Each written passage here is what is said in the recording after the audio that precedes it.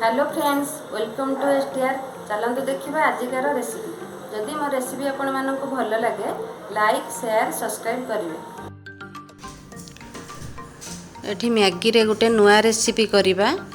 छोट मैगी मु 4टा नेइची, ताको बॉयल करि दबा।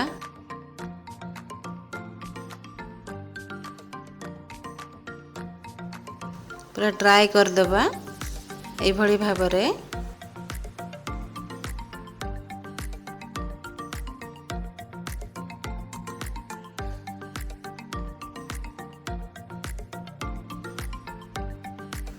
बॉयल हो गला। वर्तमान ताको आउ गोटे पात्र को बाहर करिबा।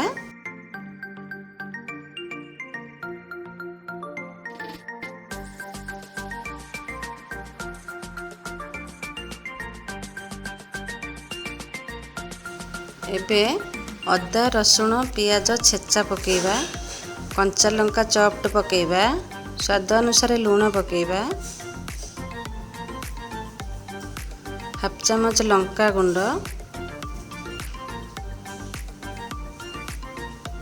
2 चमच कॉर्नफ्लोर, 2 चमच चाउल गुंड,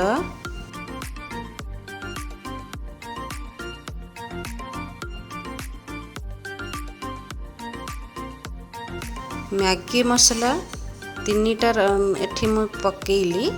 ताको भल भाबे मिक्स करिबा।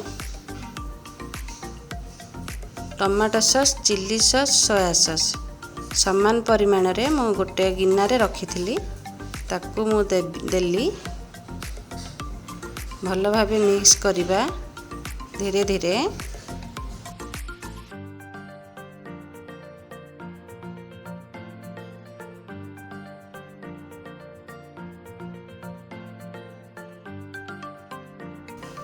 दुईटा कट्टा पियाज रखिथिली, ताको दबा। एभली हल्का रे ताको गोलेइबा। बेसी फाइन करिबानी।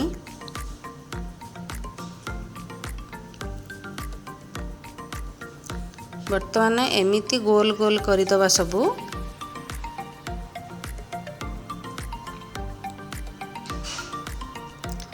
आउ 2टा मैगी पैकेट ताकू हाथ रे चूना करके गोटे प्लेट रे रखिबा। ए बॉल गुड़ाक कोटिंग करिबा। ए भली भाबरे सब करि नबा। वर्तमान तेल गरम कर रखिथिली, ताकू सिम आंच रे छानिबा। ले बेसी ब्राउन ही जिवो, भलो लागिबनी। मने रखिबे सिम तेलटा तातिला परे सिम आंच रे आमे छानिबा ताको। आ tissue paper use करिबानी।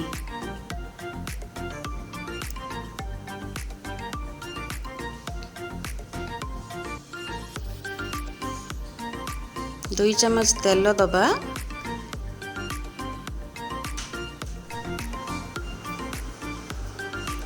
Half capsicum रखिथिली, ताको पकेइबा।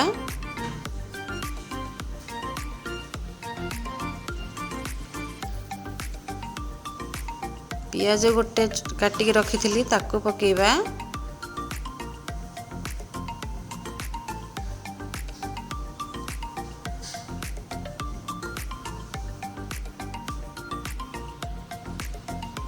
गोटे टमाटो पकेइबा। रसुण कटा गोटे चमच, अदा कटा गोटे चमच, ताको भल भाबे मिक्स करि नबा।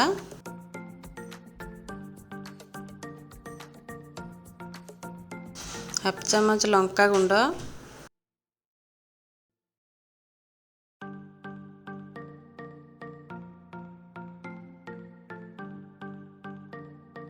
हाफ चमच हळदी गुंड मिक्स करिबा।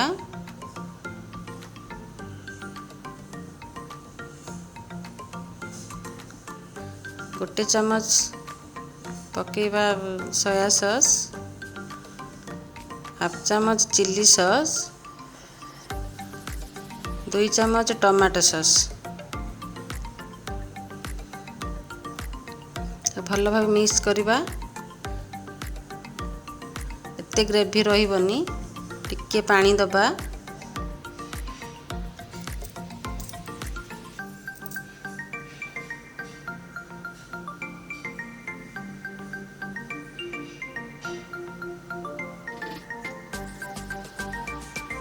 ଦୁଇ ଚାମଚ କର୍ଣ୍ଣଫ୍ଲୋର ଦେବା।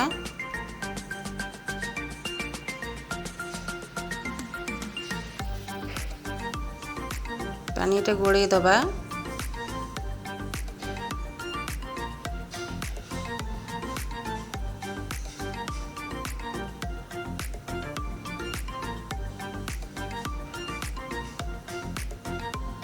ସ୍ୱାଦ ଅନୁସାରେ ଲୁଣ ଦେବା। ଫୁଟି ଆସିଲାଣି ଆମ ଗ୍ରେଭି।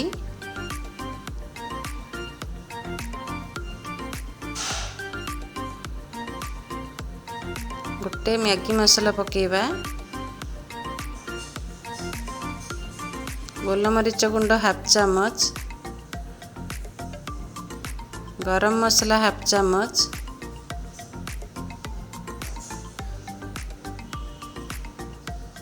ବର୍ତ୍ତମାନ କର୍ଣ୍ଣଫ୍ଲୋର ଗୋଳେଇକି ରଖିଥିଲି ତାକୁ ଢାଳି ନେବା। ଏବେ ଗ୍ୟାସର ଫ୍ଲେମ୍ ବନ୍ଦ କରିଦେଲି। ଚିନି ଟିକେ ପକାଇବା ଗୋଟେ ଚାମଚ। ମନେ ରଖିବେ ଯେତେବେଳେ ଖାଇବେ ସେତେବେଳେ ଏ ପକୋଡ଼ାକୁ ପକାଇକି ସାଙ୍ଗେ ସାଙ୍ଗେ ଖାଇବେ, କ୍ରିସ୍ପି ରହିବ। ପ୍ରସ୍ତୁତ ହୋଇଗଲା ମ୍ୟାଗି ମଞ୍ଚୁରିଆନ୍।